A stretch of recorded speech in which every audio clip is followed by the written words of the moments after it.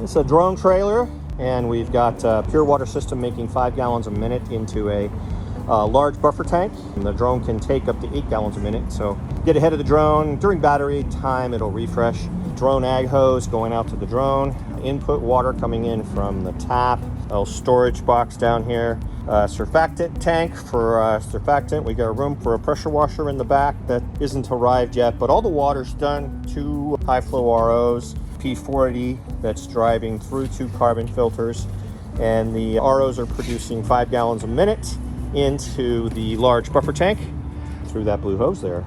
Tap water buffer tank over on the side so that the P40 will always have something to draw from, and that tap water tank has a valve on the top to keep it from overfilling. So basically you just go hook up the tap water over here curbside, let it keep the tank full so that the P40 doesn't run out.